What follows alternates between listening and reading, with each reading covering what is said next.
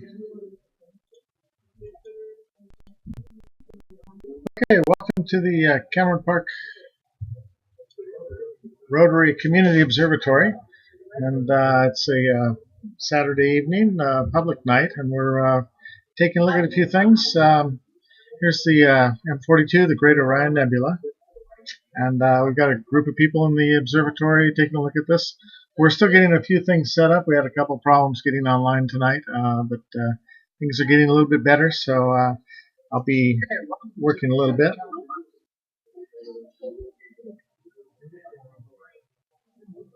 So just have a look at M42 for a minute, and we'll get some other things set up for you.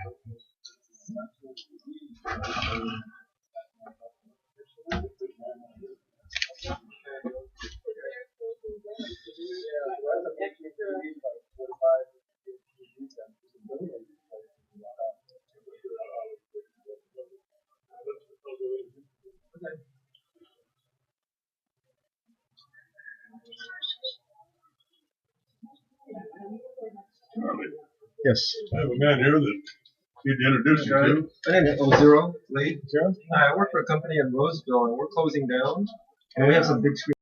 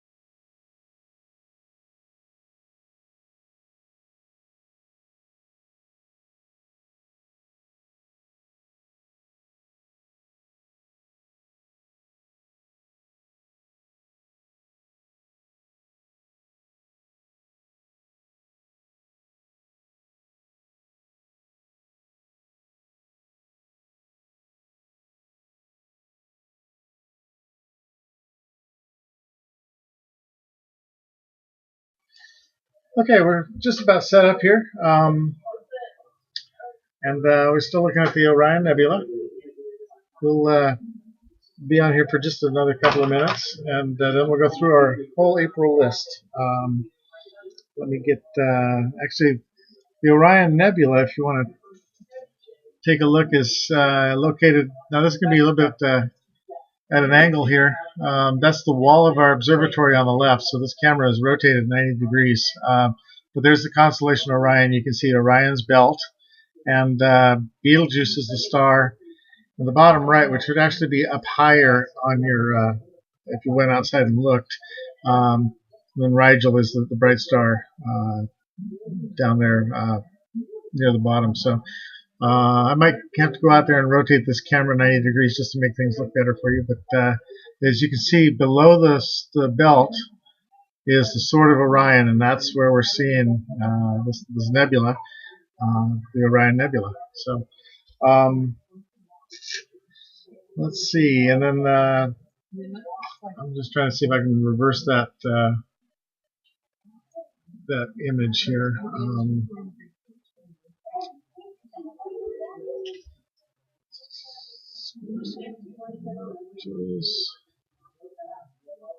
No, I can't. I can't reverse that. So, unfortunately, you're just going to have to look at a sideways view of the constellation Orion there.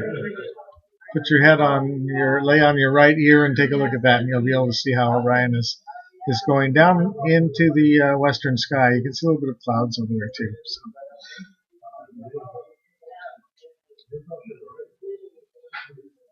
Bear with me a little bit while I pull up our observing list for the evening.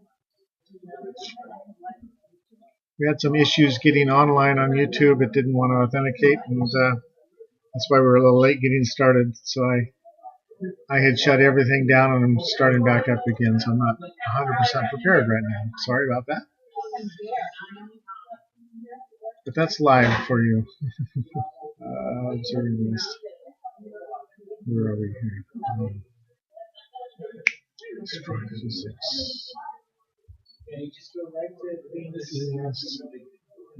April. Okay, we got our April viewing list. And soon we'll be going and looking at a couple of galaxies. It's gotten dark enough.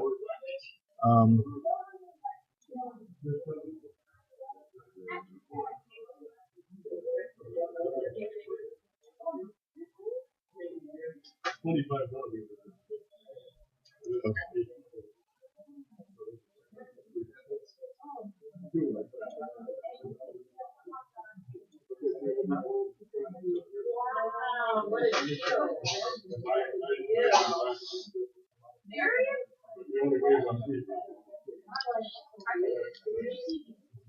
Okay, I'm going to have Dale will assist us out of the telescope room.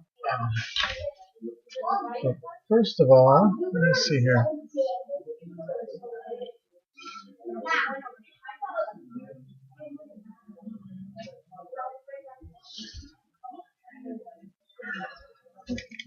Hello. Hey, Dale. Can you get the camera controller? Let's try a couple of things. Can you get the camera controller and let's brighten this up a little bit? I'm going to have you go in the settings a little bit. Do you know what the password is for the... I can't tell everybody.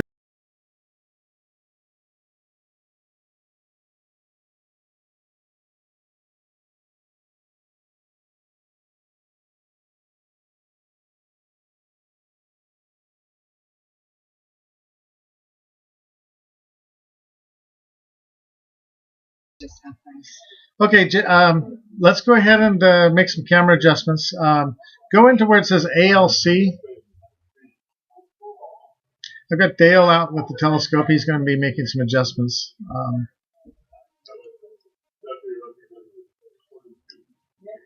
So Dale, go ahead and go into the ALC ELC menu, and we'll get this brightened up a little bit. Okay. Okay, go into the ALC ELC menu. Up one. And go right. Now put it back to ALC. And now I think you go, maybe press the center button to get in there. And go up to shutter. Go to the right one click. There you go. Now go down to return. And come back out. Okay. Now go to white balance. Let's go back in there. Go back to manual. Okay, and now hit the center button to get in there. And bring the red up to the middle.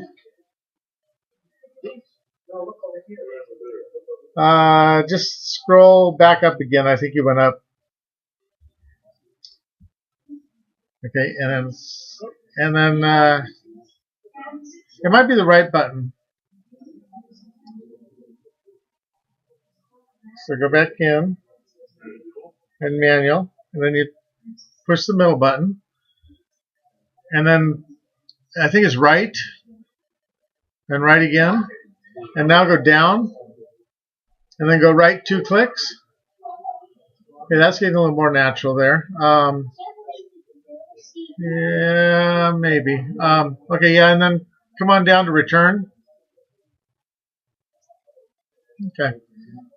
And then go to, let's see, everything else looks good. Go on down to return or save.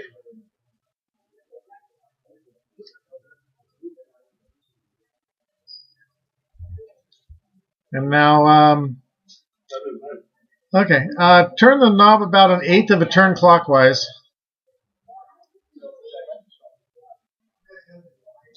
And let's just wait for this to integrate. Maybe you'll see more dust. That should lighten up the dust lanes a little bit.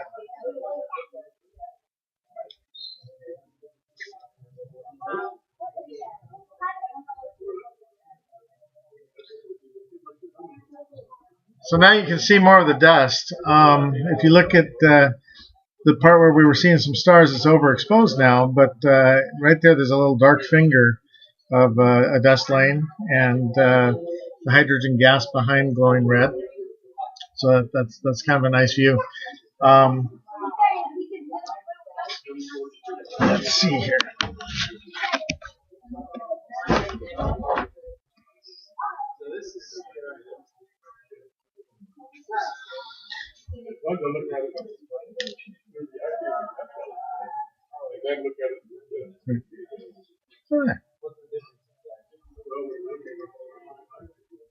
Dale's out there describing the differences between looking at the M42 in an eyepiece and the camera. On the camera, we see all these nice colors, but in the eyepiece, your eye is not near as sensitive as the camera, so you see kind of a grayish colored background. So we're going to let some people look at that for a couple more minutes. It does look a little bit too red. I'll have him turn that down in just a second.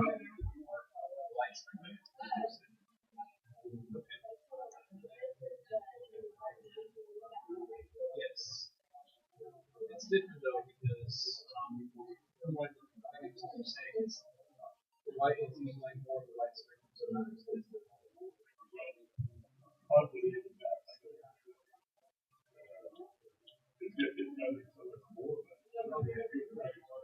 Okay, yeah.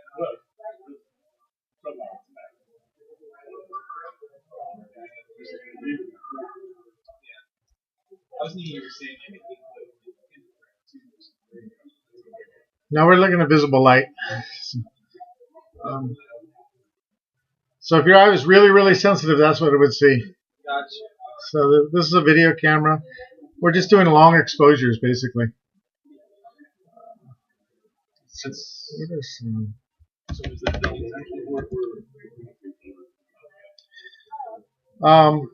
In fact, can you go back in the white balance and let's neutralize that out because it's a little bit too red in here.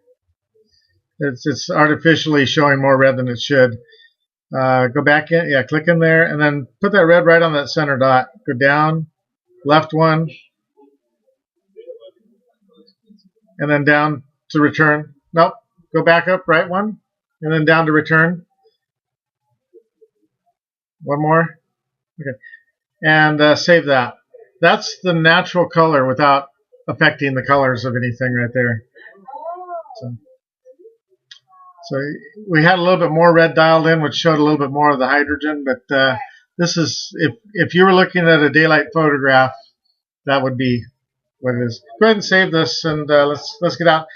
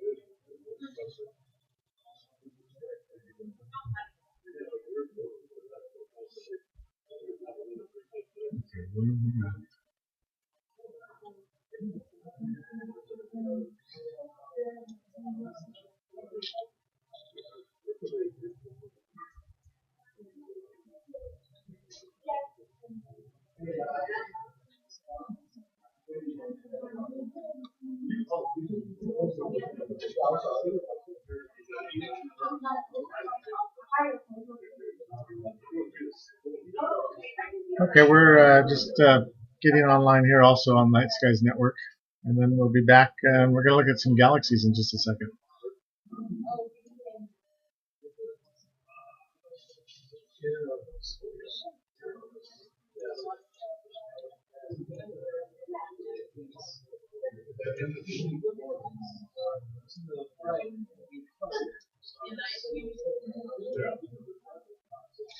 This is what our telescope looks like. We're looking at the Orion Nebula, which is right above the telescope. This is a still picture.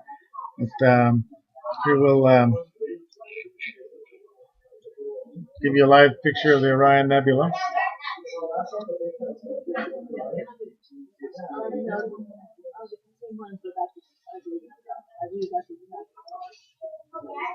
Okay.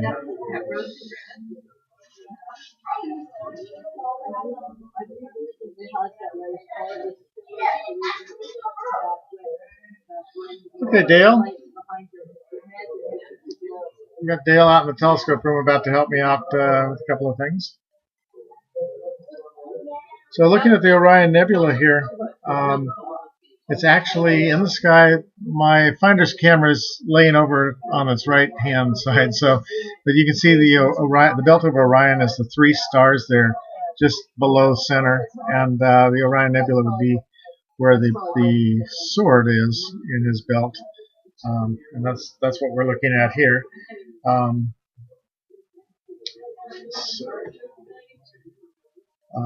Hey, Dale. Where'd he go?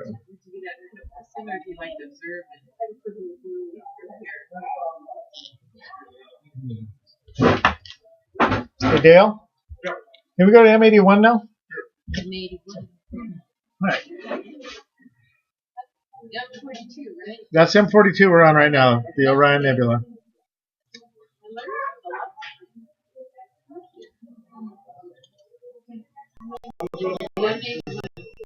We always say that so we don't have a conversation here with these weeks. We'll lose every time.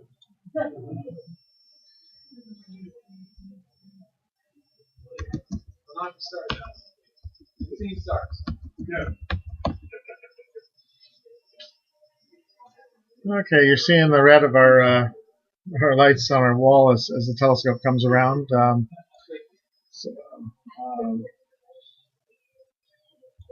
See if we can bring our finderscope camera up here to show you where this is. Yeah, it's pretty dark. It's up there near the Big Dipper, but there we go. It's a spiral galaxy in Ursa Major. This is a magnitude 6.8 spiral galaxy in the constellation Ursa Major. It's seen nearly face-on. It resides about 12 million light years away. Over 70 globular clusters have been discovered orbiting this galaxy. M81 and adjoining M82 had a close encounter about 600 million years ago, resulting in a prolonged period of intense new star formation that continues today. If you want to bring that out a little bit more, Olin, just now go ahead and turn off the menu and let's just adjust the integration time. So go ahead and turn the knob about a quarter turn. We're using a Malincan VSS Plus. About a quarter turn to the right. Looks like you went to the left, huh? So that adjustment will take a few seconds to take effect. Yeah, I can see the spiral structure in here now. So, can you see the arms now? You should be able to see the arms circling around through those other stars. Yes. What you were saying earlier about the close encounter and the star formation. Yes. Would that imply that the galaxies in the future will probably merge? Well, these galaxies may have. I don't know. I'd have to read a little bit more about it. But what generally galaxies will do is if they collide, stars rarely would touch each other because the vast distances between the stars. So they kind of go through each other like a mesh, and that causes tidal waves and things and gravitational forces. And then they may actually circle around and do that again and again until they turn into one big galaxy. I don't think that's happening with these two. What? I don't think that that's what's happening with these two. I think that they went by each other, and the tidal forces have caused some of the gases to collect more, cause more star forming regions. And Correct. And the collection of dust creates effectively I believe it's called a positive feedback cycle. If you can use that biological term for it. Yeah, you could use that where it feeds on itself, Yeah. and creates more. So that's one of our guests here tonight. We're actually YouTube broadcasting tonight, so thanks for the comments. We'll look at M82 in just a minute, and that's its companion that it interacted with, and it perturbed that much more, and you can see a lot more distortion in that galaxy. So,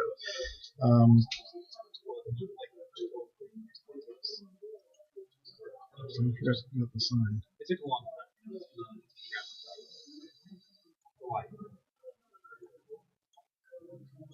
It's funny. You look for the light, that image into that galaxy. Yeah, go ahead. Sorry. Yeah, like took like 12 years for that light to get to that. So that's what it looked like. That long. Yeah. It's like. Dale, can you center that up in the middle of the screen and then resync on that? Light, the actual light, is the light that you see it actually has a speed limit. It actually goes to speed. So everything in the sky, you're seeing what it looks like to pass. Because the light is traveling the passes of in, but it's getting to us a few years after it left stars. So you hear the term light year. Like you heard somebody say it's 100 light years ago. Okay, so as those center up, we see. Jason's going to take over. I'll do a Sky Theater. Okay.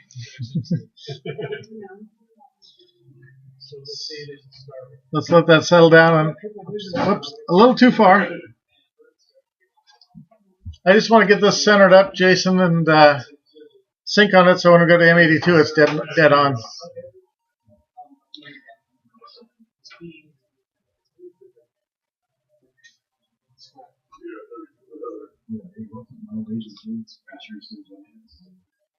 Well, I can take my other one. Yeah.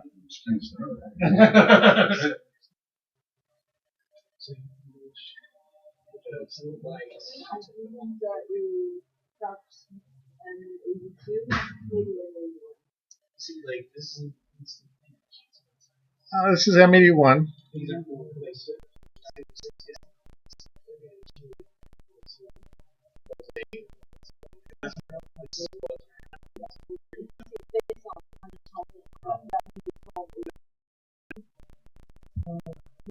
So like that galaxy, that's what it was like. That was like 12 years ago. Yeah, that's how long it took the light to get here. That's just because we see the face. This is going to be a literally 2 see it. And then if you turn it sideways, yeah, it's pretty cool. You're this light itself has a speed.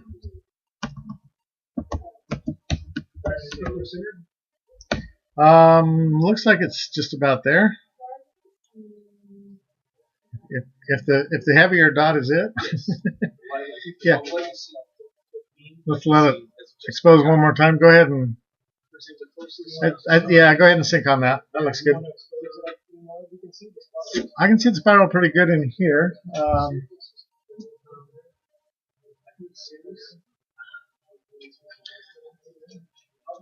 I think we're exposed pretty good, actually.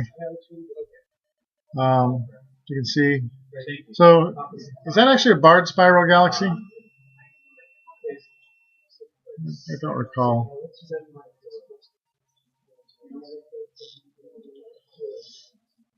So I'm going to go through that information sheet one more time, I guess.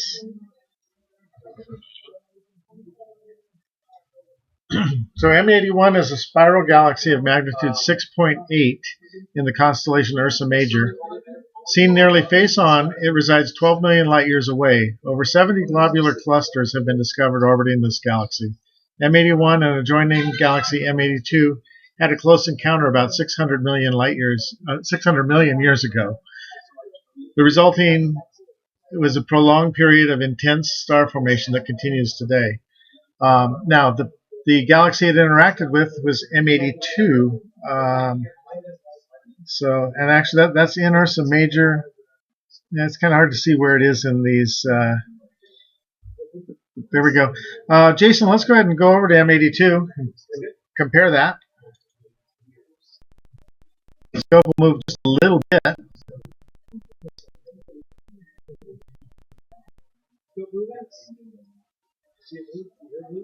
It just went wrong.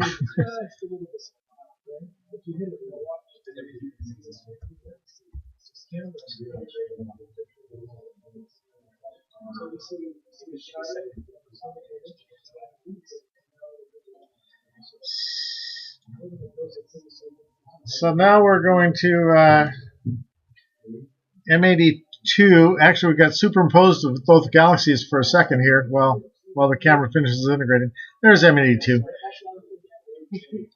So M82 is an irregular galaxy of 8th magnitude in the constellation Ursa Major, also known as the Cigar Galaxy for its elongated shape. M82 is about 12 million light-years distant also. The close encounter with M81 described before distorted the shape of this irregular galaxy, creating considerable turbulence in its innermost regions. Over 100 globular clusters have been observed orbiting this galaxy.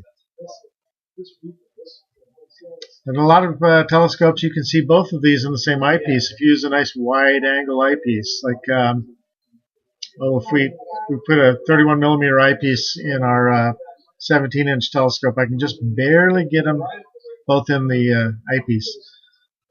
But you can see that there's quite a bit of different structure to this galaxy, and this is looking nearly edge-on.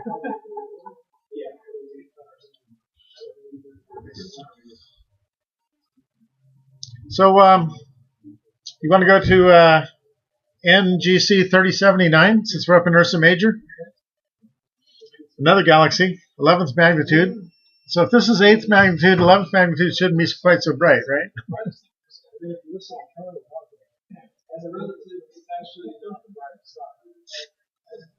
So I better get my text changed here.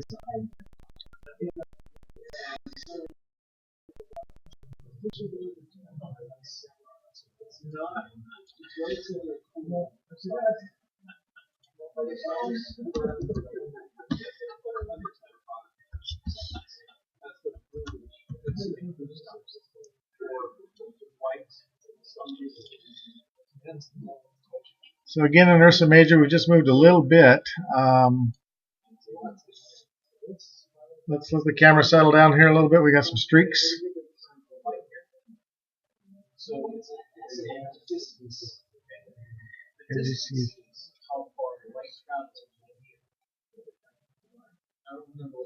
Okay, so there it is. I don't know. Do you want to try to integrate just a little bit longer on that, Jason? See if we can see a little bit brighter. It's kind of edge on, so it's kind of hard to see. But NGC. How long? A year. 6 trillion. Okay, I was just a little off. So NGC 3079 is what we're looking at. It's an 11th magnitude spiral in the constellation Ursa Major. This galaxy is seen nearly edge-on. It has an active stellar nucleus shrouding a supermassive black hole. It has an active stellar nucleus shrouding a supermassive black hole. Unseen are the polar jets of high-speed particles which slamming into clouds of interstellar matter create a bubble extending 3,500 light years from the core. We just can't make that out here.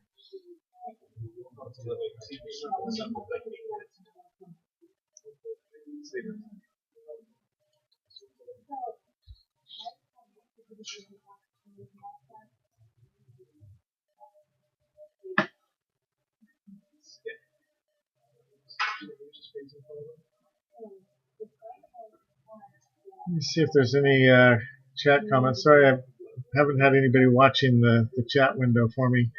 We've got a few people logged on looking at us here. So I'll try to keep looking over and see if anybody makes chat comments and questions. We've got about 10 more items to go through here tonight. Really far away.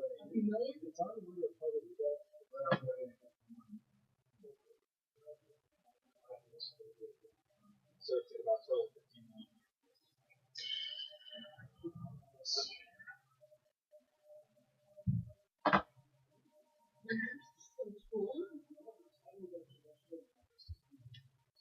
Okay, so that might take 15 million years to get here. That's what they say. What were you doing 15 million years ago?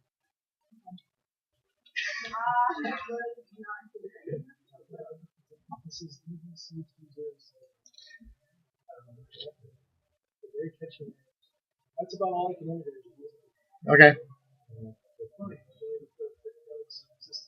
Years ago, we used to see. And we're looking at this galaxy. It's probably still there. Well, it's probably not right there. It's probably Because of how far away it looks like it is very close to where. I don't know what it is. Yeah, pretty. Yeah, that makes sense. So, yeah, I don't know. We don't know what it looks like right now, but yeah, that's 50 million years to figure out what it looks like at this moment. Ironic.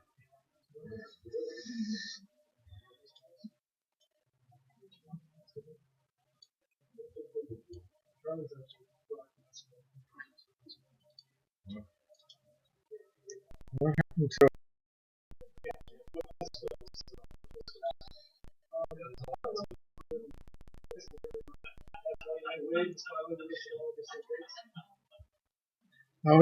sometimes I'm just getting the camera set up, so yeah.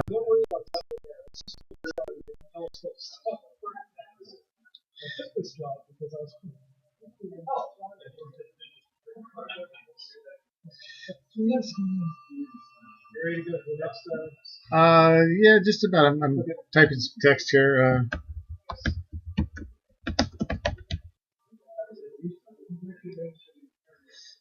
Okay, so we're done looking at 3079. Next on our list is Regulus. But you know what? Let's come back to that because M97 is right nearby. So I'll go ahead and let's go ahead and go. Just typing some text here.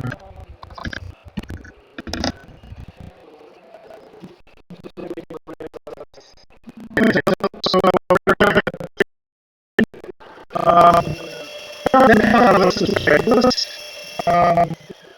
let's come back to that because M97 is right nearby.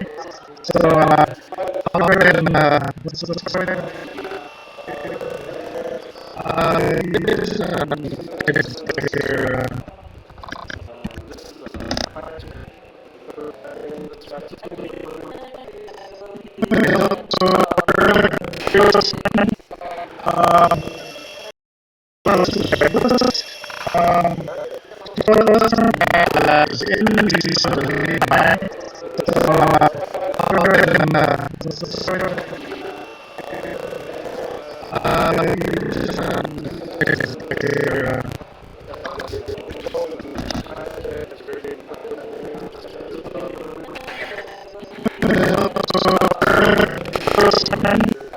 There we go.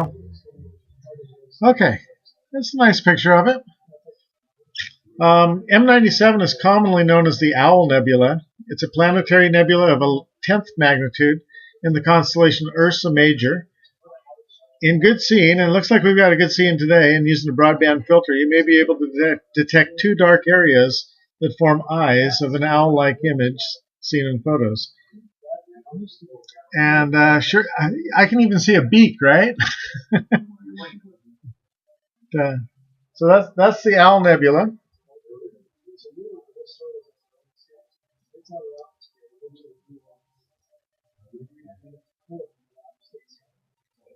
Now,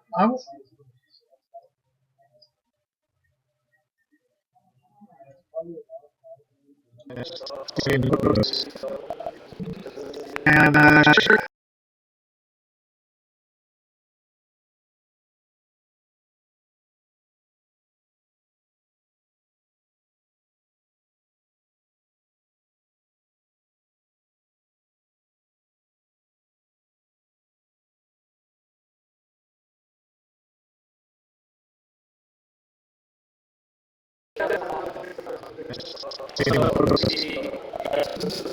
And sure.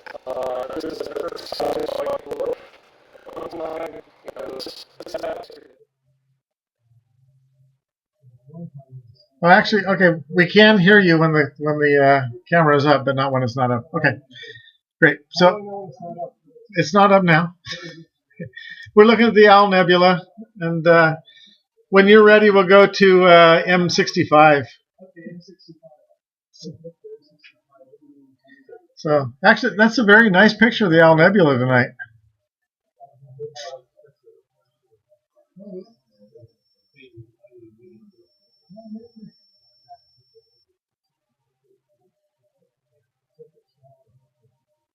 So the telescope's moving again.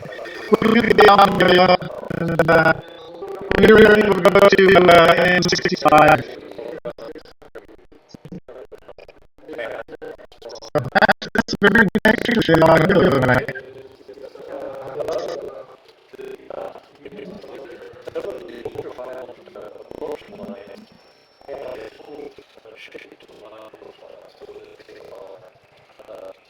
So the telescope's moving again.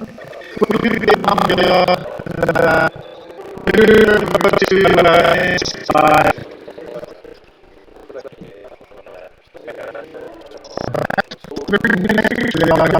Down on M65 now. The streaks are from the camera having just been moved, so let's let it go one more time. Actually, you want to center that up, Jason? Or I probably could do that from in here if you want to.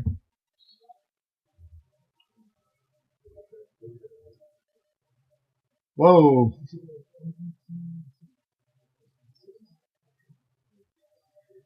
You know, we could probably get both of these galaxies in here. Let me see if I can do that. I'm going to take control for a second. Yeah, I think we got. Right there. I think we'll have both galaxies in there. You didn't do that. I could tell on the iPad here that one was just out of the frame. So it looks like we got three, but I think it's still reintegrating from that last move.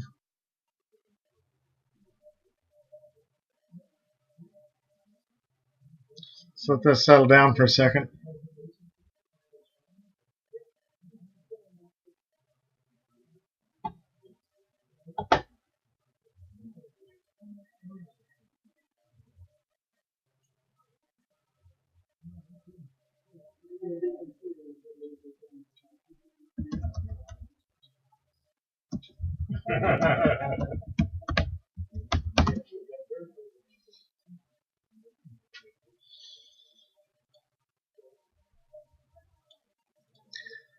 Okay, well, I guess we only do have one of them on here. M65, is that this one here? We'll just I'm going to move that a little bit, Jason. I just moved it to, hold on, I wasn't sure whether we were on 65 or 66. No, this is 66 now. So this is 65 up here. Scope moving. Scope moved. Yeah. Watch the screen change.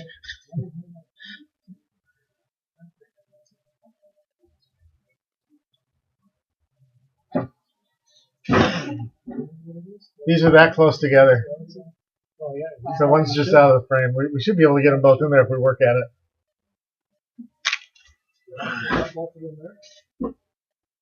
No, well, or is that just multiple samples?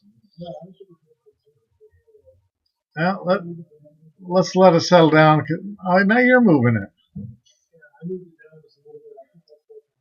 Okay.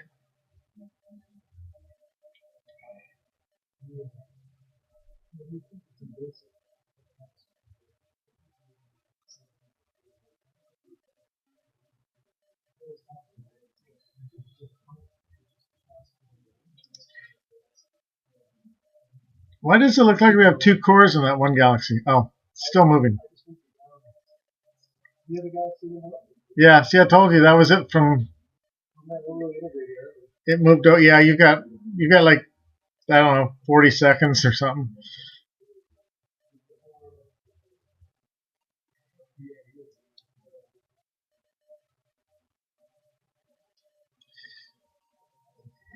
Yeah, according to this, the other one's out of the frame. M65. Let's let it.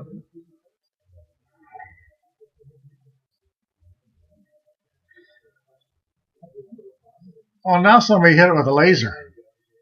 Was that you? Well, that proves that it's a live feed.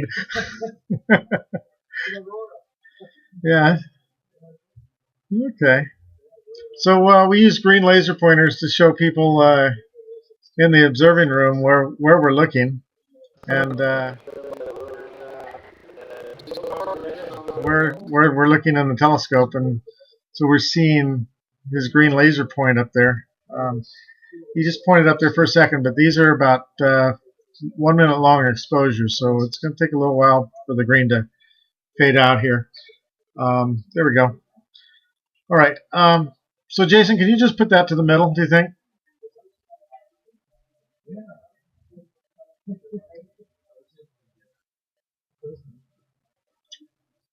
Whoa, you went way, I think your speed's turned way up or something. You want to be on about 12? Because I think we're going to end up on M66 now. There you go. Stop right there. That should be centered.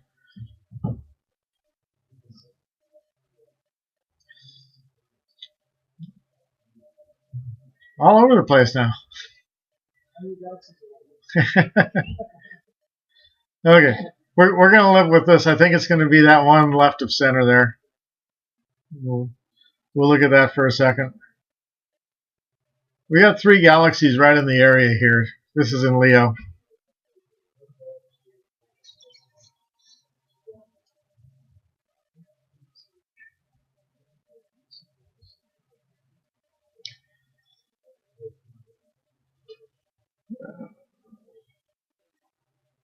Come on. Oh, okay, there it is. So M65 is a 9.6 magnitude spiral galaxy in the constellation Leo. Currently, it's near the meridian. Seen nearly edge on. The meridian means it's pretty much straight up to the south, almost. It's a little bit left of the meridian right now. But it's up high in the sky, so we should get a pretty good view of it. M65 is seen nearly edge on. It displays a bright central core and a faint oval corona that offers a hint of spiral arms. It was first listed by Charles Messier in 1780. M65 forms a fairly close grouping with M66 and NGC 3628. That's why we spent a little bit of extra time to make sure we were on the right galaxy here. How far away is it? Let's see. Does that tell me? That does not tell me, but I've got that information at my fingertips. It is 33 million light years away, 12 million parsecs. Wow. Yeah. I'm sorry, 39 million light years away. Yeah. It could be done. Oh, probably not, because stars in there last billions of years. Yeah. So, the grand scheme of things, I'm sure it's still out there. Let's see, it's anything else? It was discovered along with M66 by Charles Messier in 1780, who described it as a very faint nebula without stars. However, Admiral Smith accidentally attributed their discovery to Pierre Méchain on his popular 19th century astronomical work, A Cycle of Celestial Objects. This error was picked up by many other sources by a variety of authors. Alton Harp includes M65 in his catalog of peculiar galaxies as number 7, which denotes it as the Leo triplet. Wow.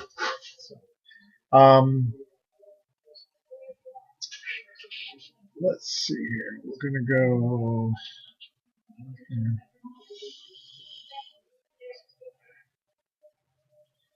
So M66 is next, Jason. You want to go to that? So if this is 65 and that's centered up, 66 should end up right there on the right-hand side also.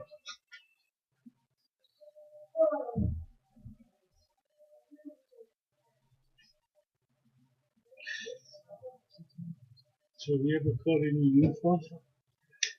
UFOs? No, I haven't on the telescope. On the telescope. No, I haven't. Constantly watching. So. I have taken pictures of the International Space Station as it goes over. You did? Yes.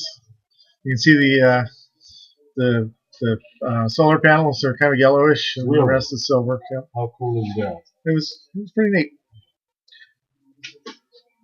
So we're waiting for M66.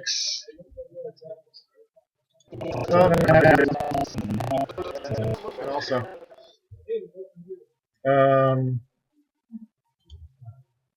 let's see. Did you get one? Oh, yeah, you got two in there. I'm trying to get the. My computer's going nuts here. I got the wrong.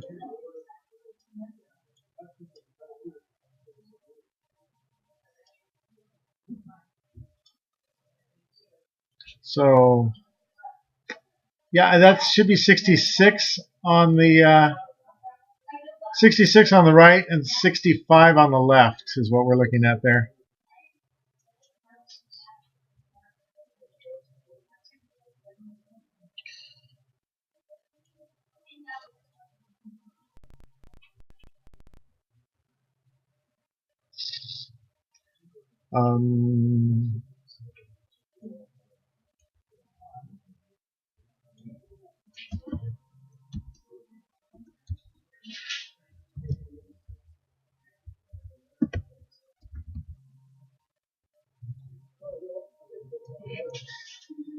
Okay, M66 is another spiral galaxy in the constellation Leo, but this one displays as a more open aspect to the viewer. Due to a probable close encounter with M65 in the past, the magnitude 8.9 M66 offers hints of a spiral arm extending away from the core that suggests a faint tail. This is the brightest galaxy in the Leo triplet. Compare the relative brightness of M65 and M66 and MGC 3628, which we'll go to in just a second. So that's 65 and 66.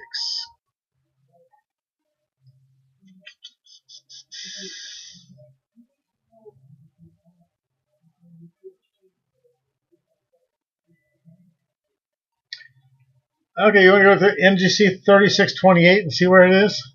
It's not going to be in the same frame. It's a little bit farther out. MGC 3628.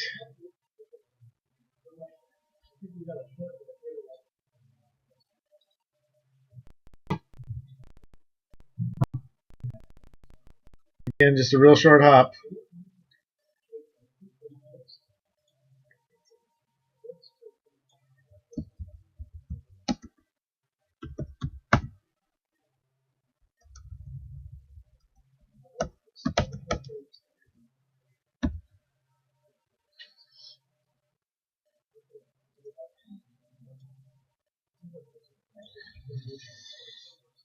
Well, we're not quite there yet. I should have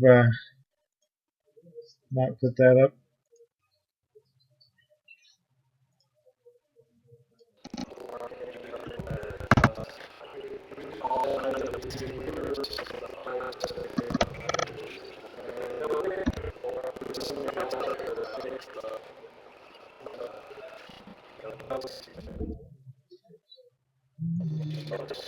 Well, we're not quite there yet. I should have put that up.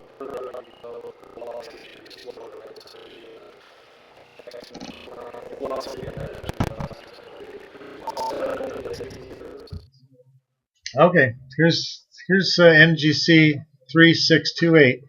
It's yet another spiral galaxy in Leo discovered by William Herschel in 1784.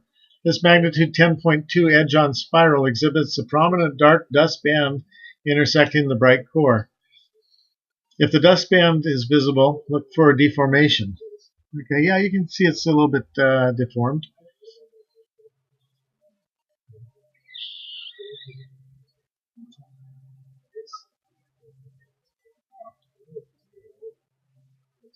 So that's NGC 3628. So we're getting any more information about it.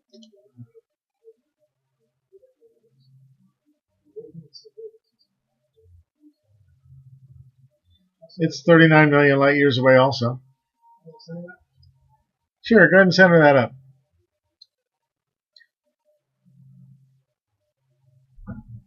So that's NGC 3628.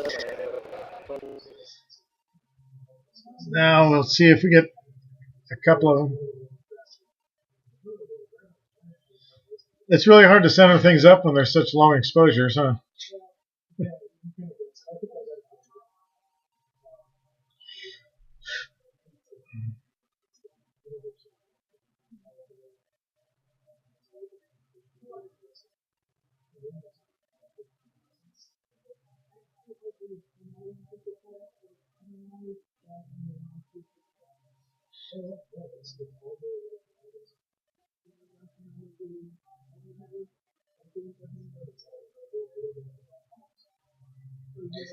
Come on.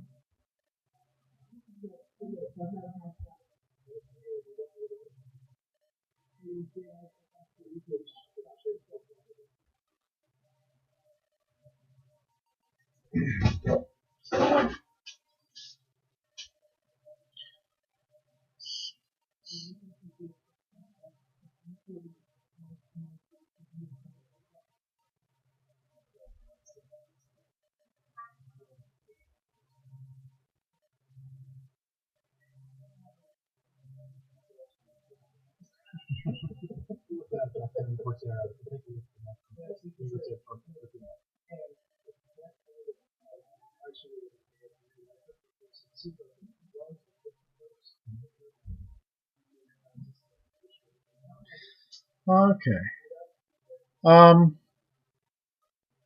Go ahead and align on that for a second. Let me see what that does to the scope, the monitor in here.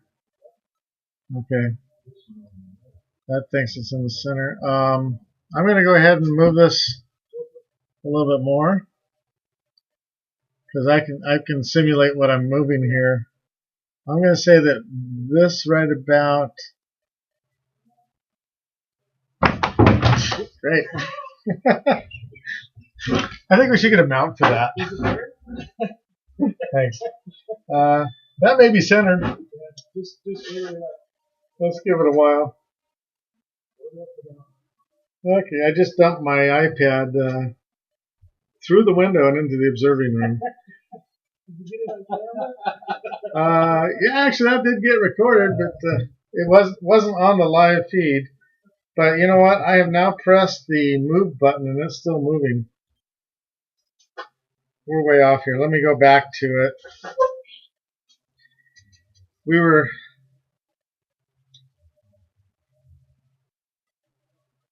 Sorry. Now we've moved the scope all over the place. We're not lost. It'll come back in here. I'll try to put this back where I think it was. Okay, try that. Give it a minute to settle down.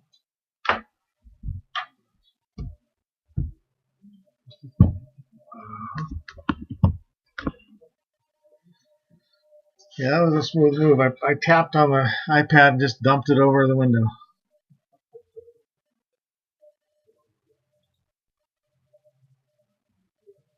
We got all kinds of lines here now. Give it a minute to settle down.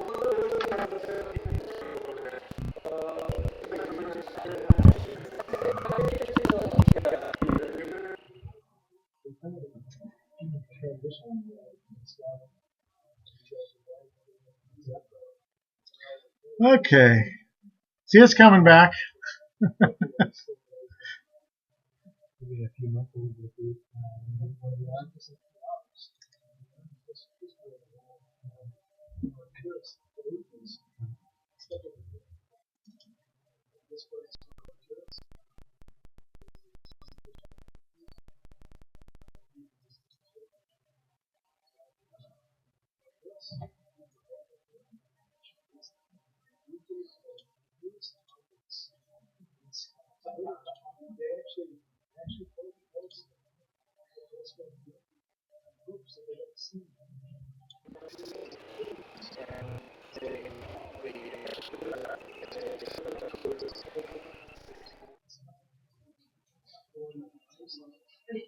So that's there.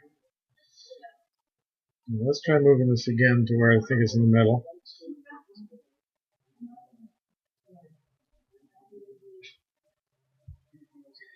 Okay.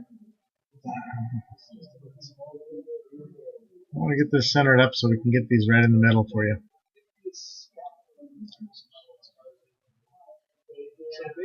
Nice thing about having a good dark skylight tonight is we can do longer exposures without having gray backgrounds. We can get some of these painter objects. But with that, it takes a little bit longer for each picture to integrate. So we have to be a little more patient when we move things around.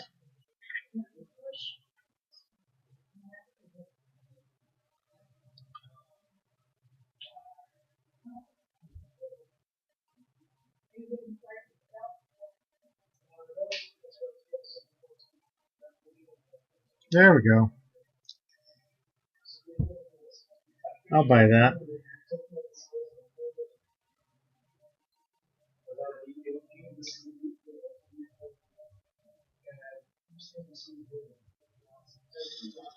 Okay, so that's NGC 3628. Next on our list is M64.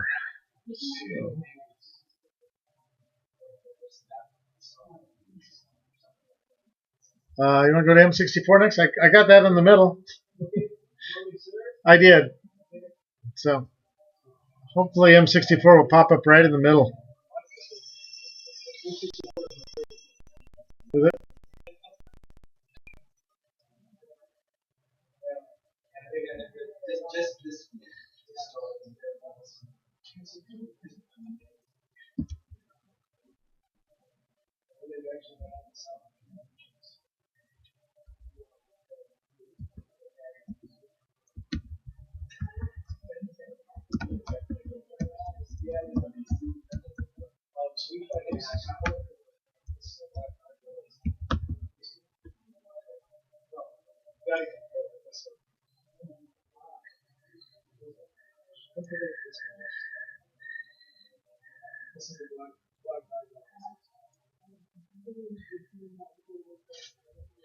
Okay.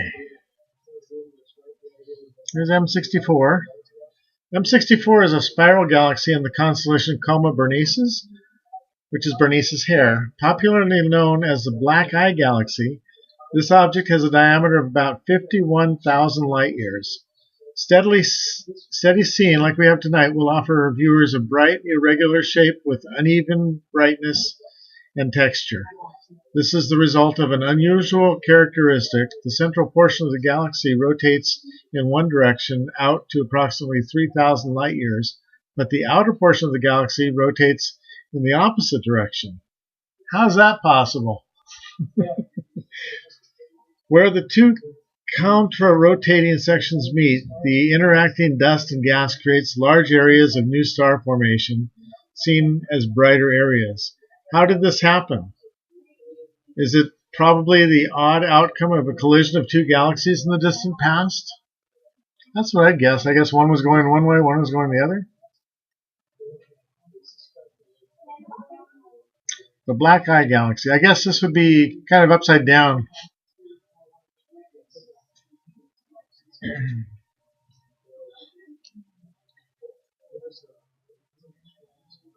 Let's see if we can see.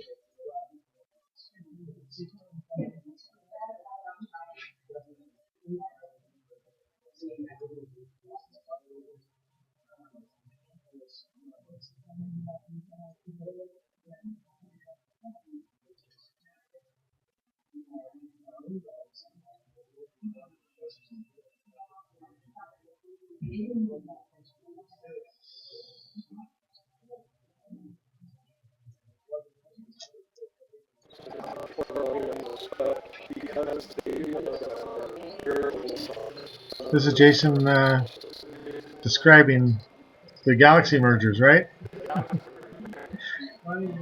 Oh, okay.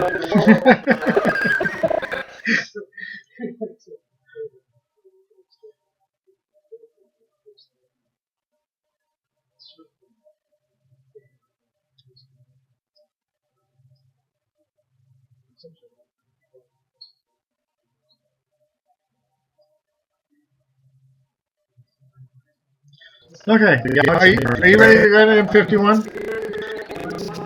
Oh, okay. Let's do that.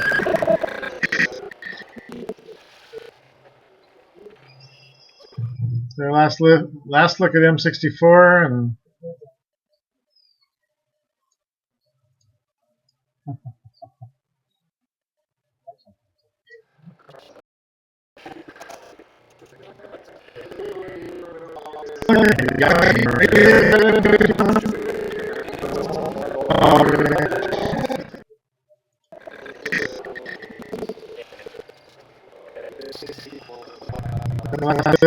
last look at M64.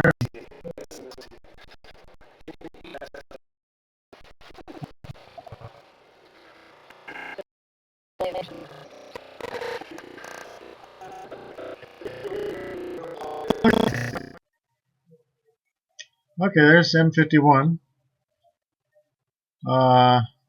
Actually, it has the double exposure still in the.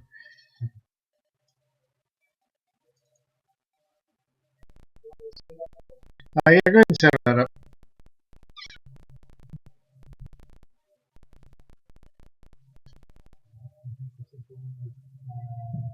Is this the one that's inside or very close to the Big Dipper?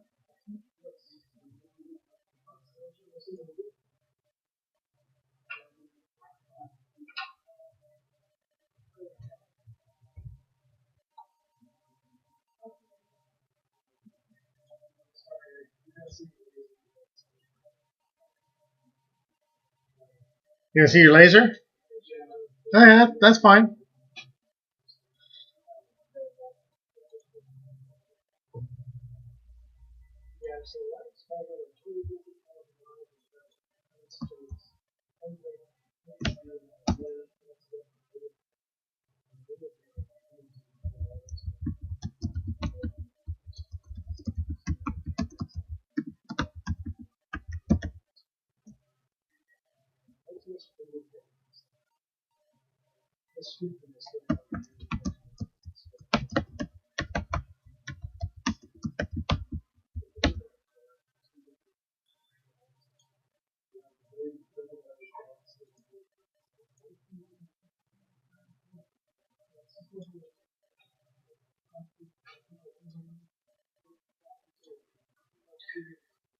Okay, so M51 is arguably the finest example of a face-on spiral galaxy. Officially in the constellation Canis Benedicti, the hunting dogs, M51 is more easily identified as being adjacent to the end of the Big Dipper's handle. Shining at a combined magnitude of 8.4, this galaxy pair is an easy find in any scope of 4 inches or greater aperture. The major galaxy of the pair is 50,000 light-years face-on disk of M51. But at the end of the wispy tail flowing from it, we observed a much fainter NGC 5195. The interesting interaction of these two galaxies should be related to everybody. It's as one galaxy passed by the other one, the gravitational forces drug that arm out. They're not actually intersecting right now. The arm is in front of the galaxy. From what I believe I understand is at one point it came through to the front and then it's gone around to the back. So one of my favorites. It's a very photogenic pair of galaxies. Um, What's this us? yes.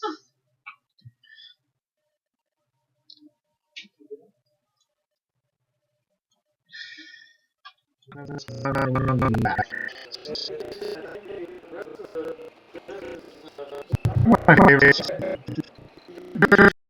Pair of galaxies. Um, Nice picture of the Whirlpool Galaxy.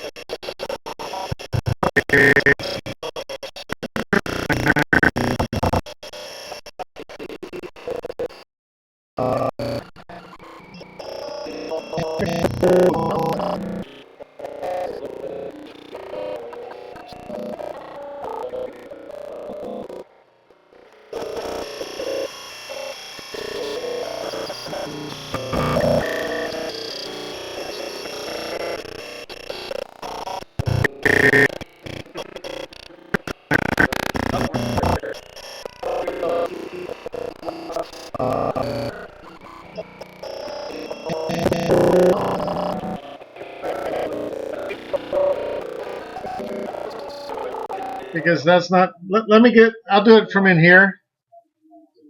Because I think you're way off. Yeah, you want me to change it manually? No, I'll do it here. Yeah.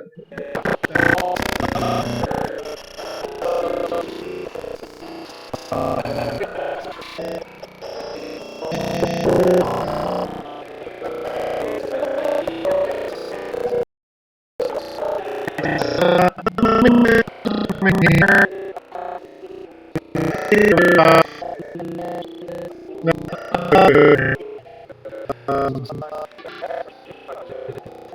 Yeah.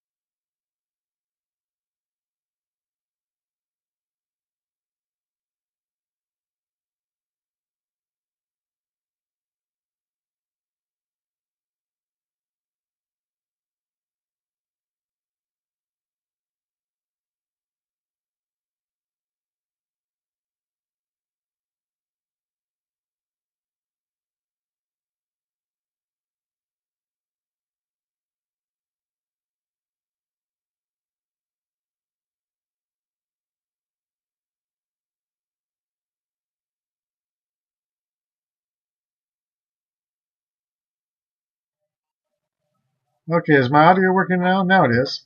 I guess you weren't hearing me a minute ago. Um, Alpha Geminorum, commonly known as the star Castor in the constellation Gemini, is a fascinating triple star with a secret. Each of the stars in this triple system is itself a spectroscopic double star. So when we gaze at Castor, we are in fact looking at a six-star system.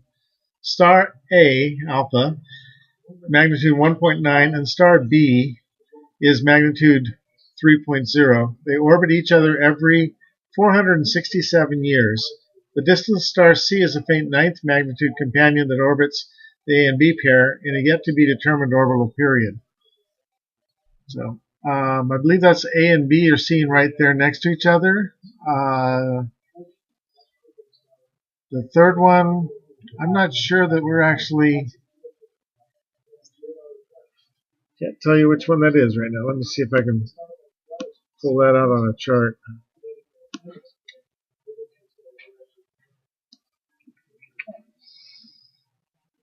Oh, that's another double star.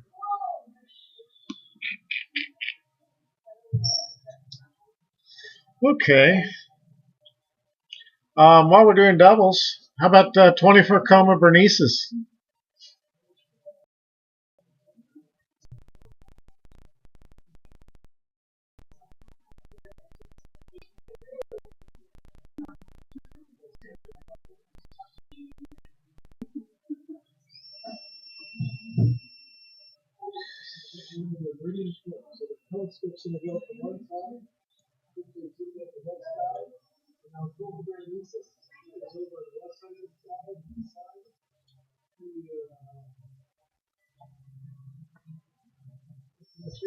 Let's see.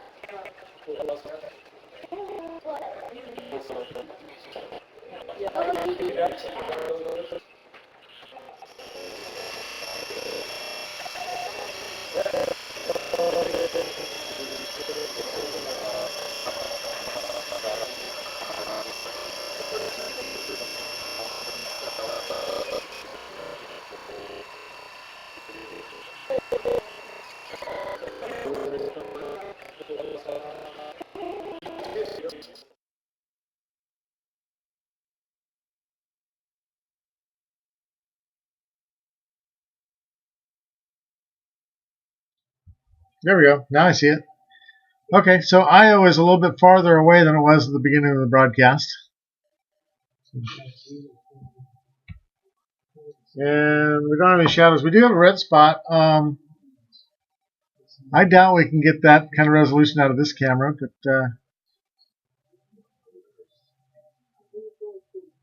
we'd have to put in the other camera in an eyepiece to see details on Jupiter. We're not really set up for planetary imaging tonight.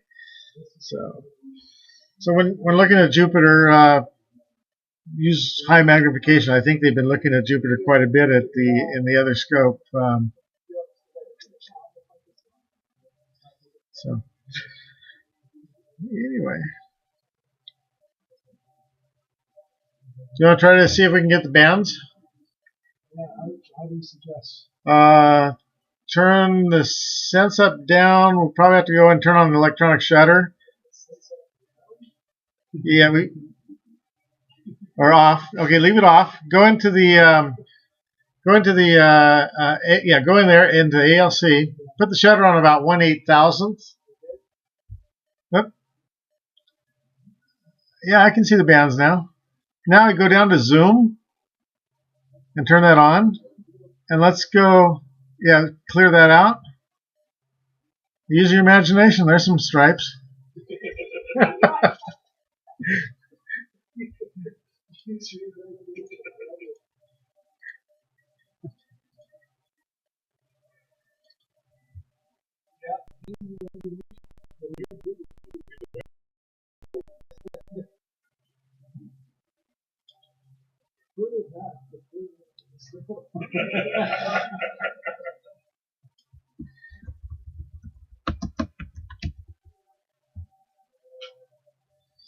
Okay, so what are you going to try? Now we can see the moons. Yeah, see, sense up will just blow it out. You turn the shutter down to maybe 1/1000th if you want to see it a little bit brighter.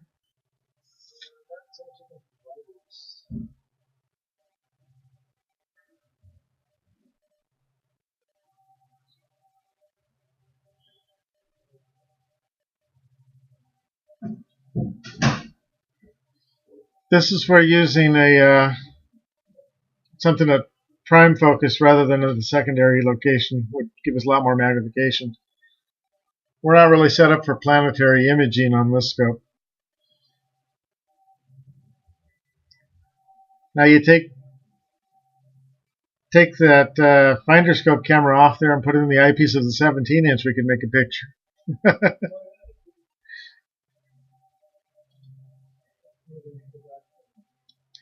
Let's see. Jupiter.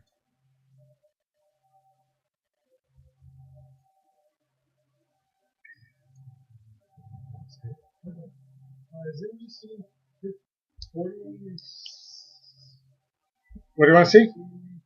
What's going on? A really nice spiral line that's edge on. NGC 4565, is that what program this is? NGC 4565. The Needle Galaxy? Yeah. This one? Yeah, that one. You want to see us in Coma, Bernices? You want to go there? Yeah, let's go. Scope moving. Meridian flip. Yeah, just make up for Okay. just make up for NGC.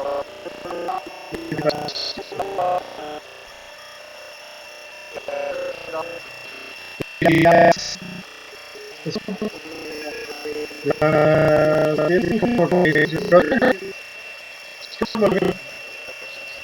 Meridian flip.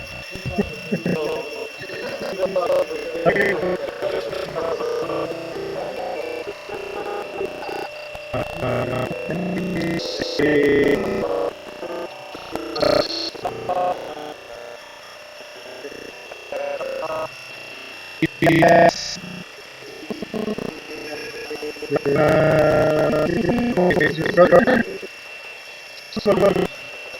Okay. It's starting to get here.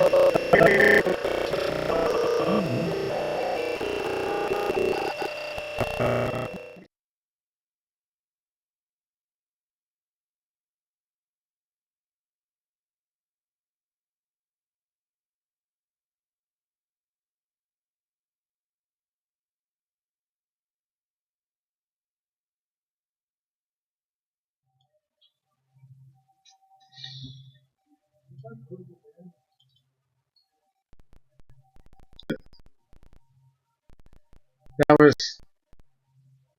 What'd you do? What is?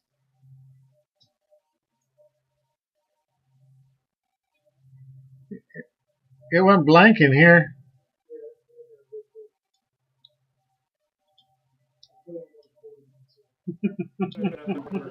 What'd you do?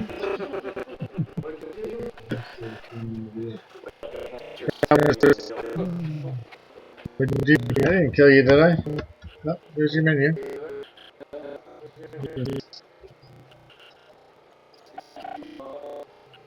And it could just be a really dark screen, huh? Where's the knob turned to? There it is. Here it comes. What'd you do?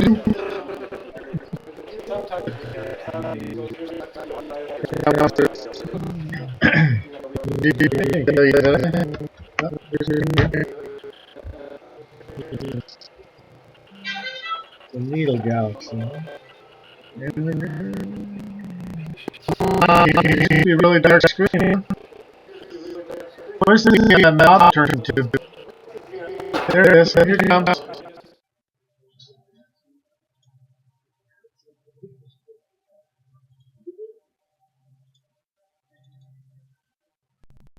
So this is NGC 45, which is a nice edge-on spiral. The large dust lane cuts across the nucleus of the galaxy. It blocks and reddens the light from the interior. It's easily seen in an 8-inch scope. This edge-on galaxy is very much like the other two notable examples, M104 and NGC 891.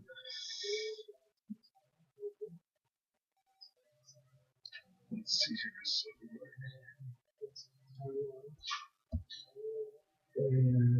NGC.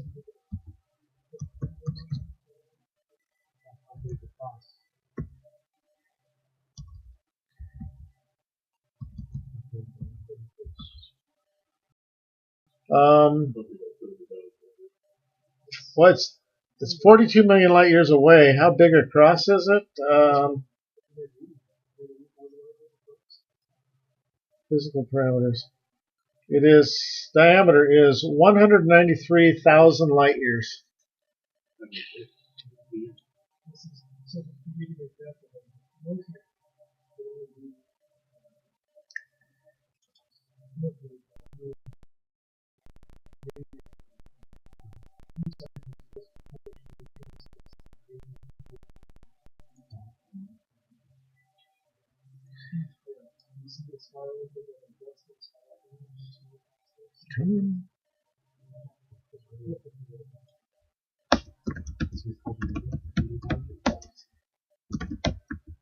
The Needle Galaxy, yeah.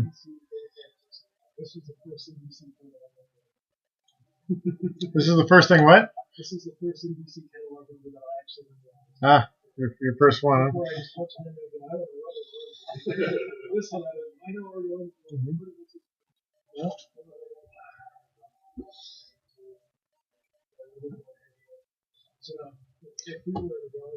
Do we have any other requests?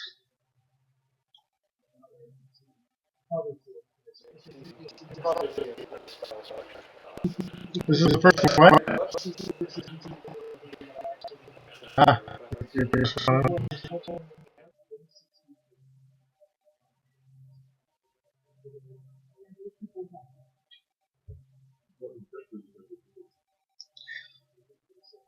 Did everybody out there see M51?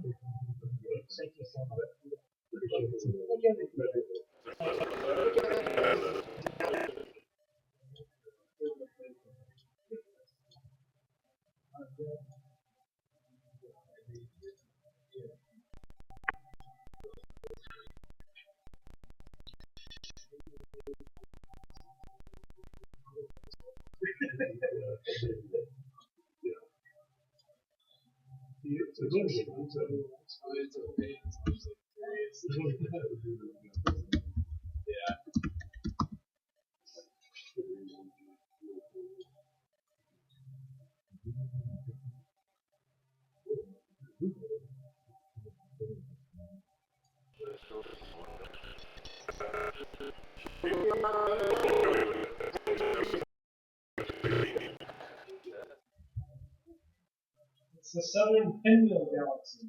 Southern Pinwheel. What's the Southern Pinwheel?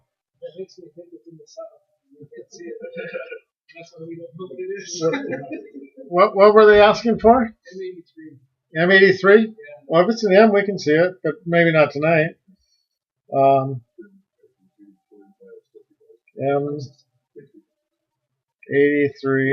I'm trying to learn something. Huh? The one thing I know now. That's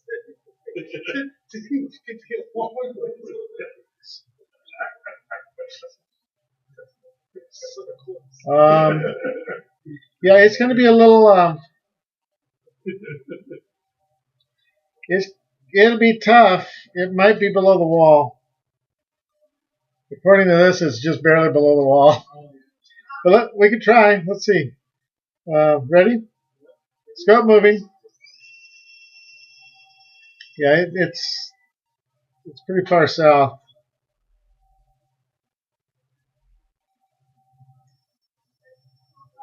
And according to this, you just went into the wall.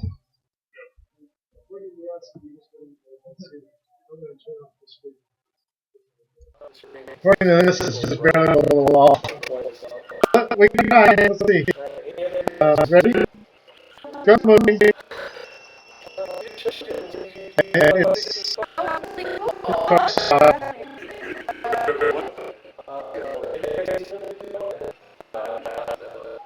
And according to this, you just went into the wall.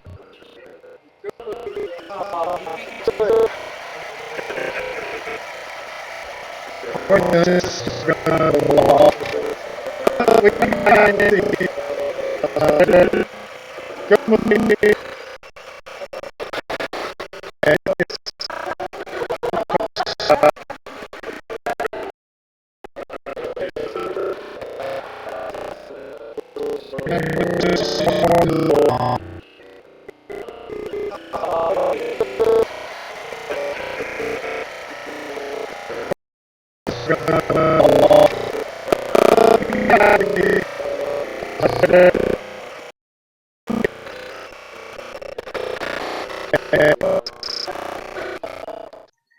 Okay, we're getting on to M51, the Whirlpool Galaxy. It's a little bit red because we were integrating the wall.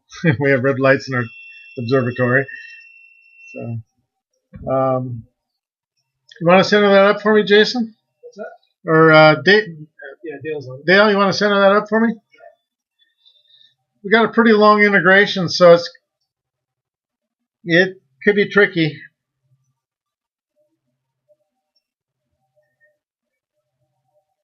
I mean, it's a really long integration, I should say.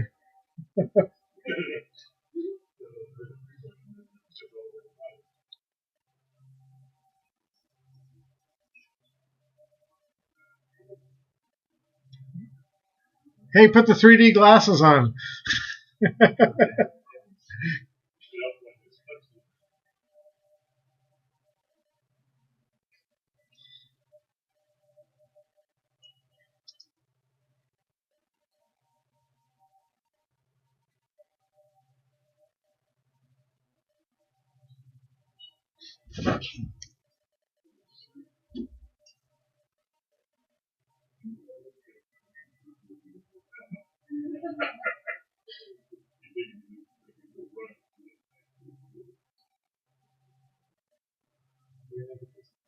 Takes a while before we see what we finished.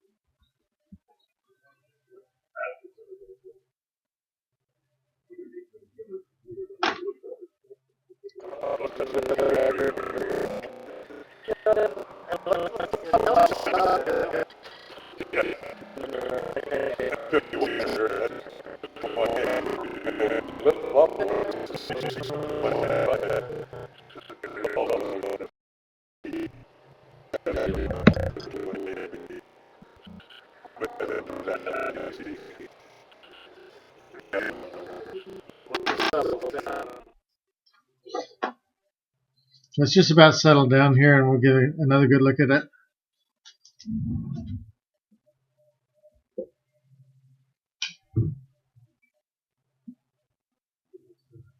Hit the recenter button.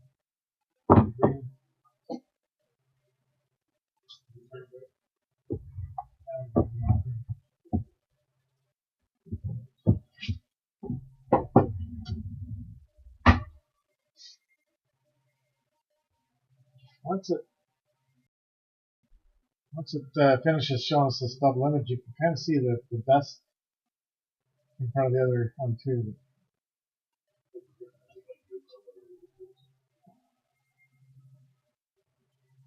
51 million? There we go. Okay.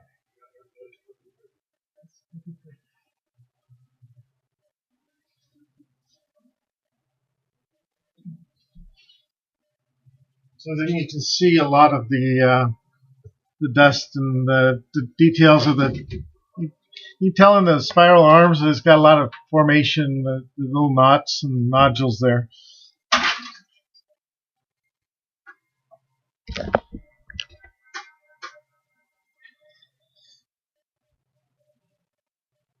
So,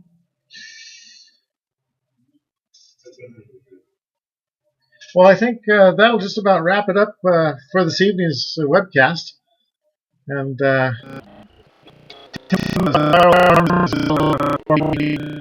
we bid you farewell from the Cameron Park Rotary Community Observatory. And have a good night, and see you some other evening.